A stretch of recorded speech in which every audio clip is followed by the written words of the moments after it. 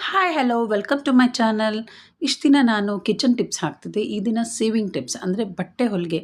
ನಿಮ್ಗೆ ಗೊತ್ತಿರ್ಬೋದು readymade blouse ಇವಾಗ ಬಹಳ ತುಂಬ ಪಾಪ್ಯುಲರ್ ಆಗಿದೆ. ತುಂಬ ಎಲ್ಲರಿಗೂ ಕೈಗೆಟ್ಕೋದು ದರದಲ್ಲಿ ಸಿಗತ್ತೆ. ಸೊ ನಾನು ಇದೊಂದು ತೊಗೊಂಡಿದ್ದೆ.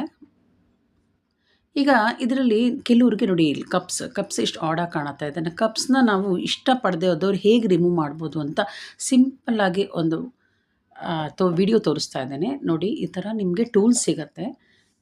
ಸ್ಟಿಚಸ್ ರಿಮೂವ್ ಮಾಡೋ ಅಂಥ ಟೂಲ್ಸು ಅದನ್ನು ಡಿಸ್ಕ್ರಿಪ್ಷನ್ ಲಿಂಕಲ್ಲಿ ಹಾಕಿರ್ತೀನಿ. ಖಂಡಿತ ಅದು ಪರ್ಚೇಸ್ ಮಾಡಿ, ಬಹಳ ಅನುಕೂಲ ಆಗುತ್ತೆ.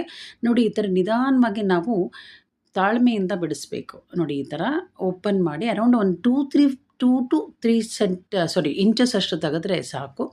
ಅಷ್ಟರಲ್ಲೇ ನಾವು ಕ್ಲೀನಾಗಿ ಕಪ್ಸ್ನ ರಿಮೂವ್ ಮಾಡ್ಬೋದು. ಯಾಕೆಂದರೆ ತುಂಬ ತೆಗೆದುಬಿಟ್ರೆ ಕಷ್ಟ ಆಗುತ್ತೆ. ನೋಡಿ ಈ ಥರ ಎಲ್ಲ ಅಲ್ಲಿ 3-4 ಸ್ಟಿಚಸ್ ಇರುತ್ತೆ.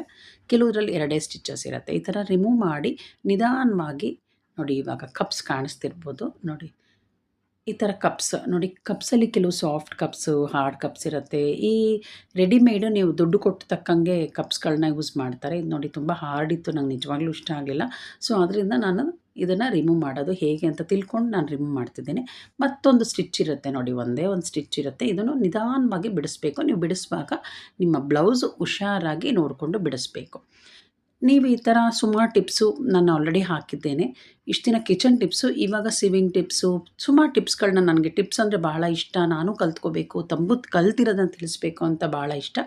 ಸೊ ಆದ್ದರಿಂದ ನಾನು ಈ ಥರ ಟಿಪ್ಸ್ಗಳನ್ನ ಹಾಕ್ತಿರ್ತೀನಿ. ಹೇಗೆ ಅನಿಸ್ತು ಈ ವಿಡಿಯೋ? ಇಷ್ಟ ಆದರೆ ಲೈಕ್ ಮಾಡಿ, ನಿಮ್ಮ ಫ್ರೆಂಡ್ಸ್ ಜೊತೆ ಶೇರ್ ಮಾಡಿ. ಬಾಯ್.